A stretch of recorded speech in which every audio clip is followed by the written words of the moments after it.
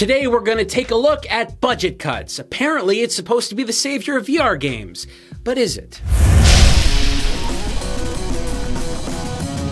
A little while ago, when I first tried out the HTC Vive, I played a demo of a game called Budget Cuts. Now folks, if you've never played Budget Cuts before, especially that demo, it was really impressive. It kind of felt like a sneaking game where you're running around a little office and you're trying to basically get to the end of the stage. And while you were playing it, you had to look through grates to see if there was these killer robots on the loose trying to get rid of you. And it just felt like a really cool game.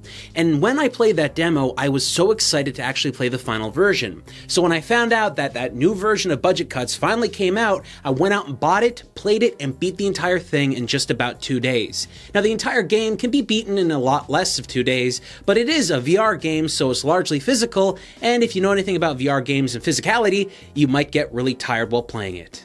The main focus of the final version of Budget Cuts is that you basically have to escape this office complex while avoiding killer robots. Now this is where the game gets really fun because there's a whole bunch of really neat sneaking mechanics that you basically use by just sneaking around and trying to be very quiet about where you're going. You can hide behind cubicles, you can go through vents, and essentially every level I played in the game had multiple paths for you to take, which made it feel really interesting. But there was a problem with that. Because there were multiple paths, there was no clear way and defined way of where you're supposed to go, so many times when I played the game, I found I was getting lost. I didn't really know where the end was, I didn't know where I was supposed to be, and in many cases, I had to backtrack a bunch of times just to find out exactly where I was supposed to be. Now, this is something that I think a bunch of people are not going to have issues with, because, well, you might just be very good at memorizing where you're supposed to go. But for me personally, and having been a fan of sneaking games in the past, I found that the whole traversal part of this game was pretty difficult. One of the things that made the traversal in this game so difficult was that you couldn't just move around free form, which basically means you have like a little thumbstick or something where you're just walking in a direction. Because this is a VR game, they've implemented the use of transporting, so you basically put a portal somewhere and you move over to that area really quick. Now there are two ways to activate this. One is a basically very fast option that attracts all the robots around you, and another way is a pretty slow way. But each way doesn't really feel exactly different outside of one attracting robots, so I never found myself using that unless I really needed to just get to one place really quick. The concept of using the whole portal technology is kind of okay, but I never felt like it really worked well enough. In most instances, because I was playing this with HTC Vive and the room scale experience, I was able to duck and hide behind desks and stuff pretty easily while moving around, and I never really thought about it. In fact, a couple of times while I was playing the game, I really got lost in the world and I actually lost track of time, and that gave me a really good sense of immersion while I was playing it, which you typically don't find if this game was not to be a VR release. Now, very much like in the demo, you have access to knives and other items like that are pretty sharp that you can throw at the robots. Now, there wasn't a huge variety of these things, but there was enough to keep it just interesting, but they all operated the same and they all felt the same.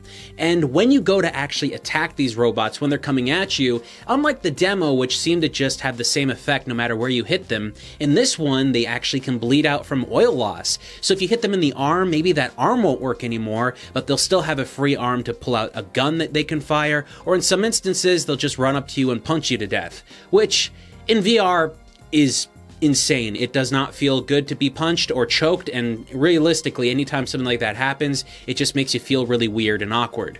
Regardless though, those are things that are pretty much gonna happen in every VR game that features some kind of killer robot that is trying to just end your life, so keep that in mind while you're playing, because unlike in normal games that don't have the VR implementation, this can be shockingly real and pretty frightful at moments. I didn't really get scared too much, but you know, keep that in mind. There are plenty of sharp objects you'll find in the game that you can throw at robots, but sometimes it just doesn't feel like you've got a really good control over those items. It can feel pretty good once in a while, but if you're going for distance or something like that, it pretty much never works. You never really seem to get a great feel for how those things throw, and it just never really felt cohesive to me. And although I was kind of looking forward to one aspect of the game that I played in the demo that just apparently didn't happen, it kind of upset me. There was this really cool dart gun in the demo that I could use kind of like a gun, and well, that didn't seem to be in the final version of the game. I might be wrong, maybe it's hidden somewhere, but no matter how hard I looked, it just never seemed to be there. And looking around in this game, by the way, can be pretty annoying because there are stages that just have open areas of rooms that don't have any reason to exist. Sometimes you'll think, oh, there's actually something I should probably look for in there, but you'll find more often than not that some rooms are just empty and have nothing in them and exist just to exist, which kind of makes the traversal thing even more difficult most of the time. There are a bunch of features in this game that you won't find in the demo, like robots that aren't out to kill you and have interesting things to say once in a while, but those items are a part of the whole narrative in the story, which personally I felt just didn't really work out. The entire gameplay experience had a really cool feel to it, but it almost felt like you were just moving by numbers and repeating things over and over again after a while. There got to be a point in the stage progression where you were getting a better key card to get into certain doors, but once in a while you would actually go through a door that would actually tell you, hey, you need to get rid of everything in your inventory, and the entire game would have to be built back up again, which honestly wouldn't have been such a big problem, but I ended up really not liking it after a while. Sometimes you'll lose an item and there'll be a lost and found somewhere, and then you can find that item again, but realistically the whole layout of this game just never feels like it works that well. It kind of felt a little messy, and even though you've got robots running around that are trying to kill you, and that's a really neat aspect of the game, I never felt like everything was really dangerous enough. And any time where it did feel dangerous, it just felt kind of cheap and inefficient. I really wanted the game to have a better control over its weaponry, but that never came to be to me. At least whenever I played it, it just never felt like I was getting that much control over anything I was using. And when I'm trying to hide or trying to move around objects, I never felt like the controls were really good enough for that kind of gameplay. Sometimes it felt like I was sneaking around really well, but other times I felt like I was seen just because I was being seen, just because something didn't go right 100%. This game has a lot of mixed problems with it, but let's just talk a little bit more about the story. Now, the story of this game feels kind of bare bones. You're pretty much a nameless worker that's in an office, and you're just kind of told you've got to leave the office as quick as you can, and on your way to leaving the office, you have to take care of stuff. It really didn't play well with me. And there are elements of characters having really interesting voiceovers and dialogue and stuff like that, but that felt so much like Cave Johnson out of the whole Portal 2 gameplay mechanic that the whole feel of this game felt like something that was just trying to be too close to Portal 2.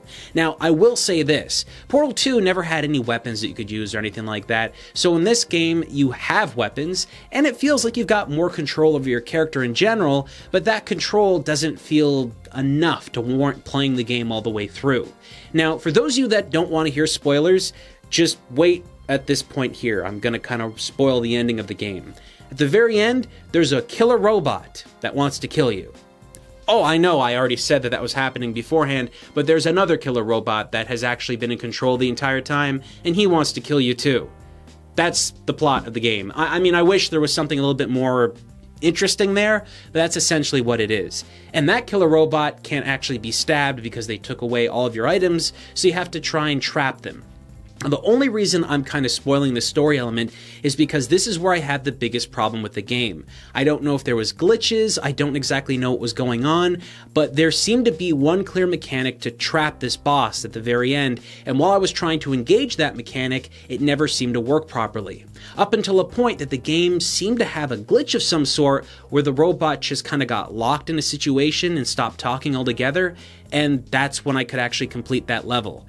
It only bears mentioning at all because I feel like I got ripped off from having this really cool end part to the game, but that's kind of what happened to me. I did go back and try and play it a couple more times to see if it would change, but every time I went back, I still had the exact same glitches and the exact same problems. Whether that's a game-breaking bug that I encountered, I really wish I could tell you, but whatever was wrong with that end piece managed to stay through all the way to the end. And that's essentially how I felt with this game.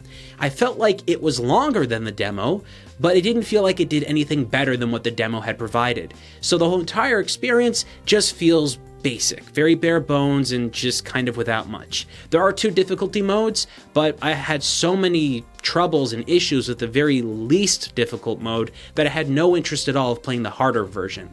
At the end of the day, I think there's going to be people that really like VR games and they're going to love this experience because it really does feel like it was designed specifically with VR in mind. But for everybody else out there who's looking for something that might actually pull them into VR and make it the whole reason they get a VR game, I don't think this is going to be it.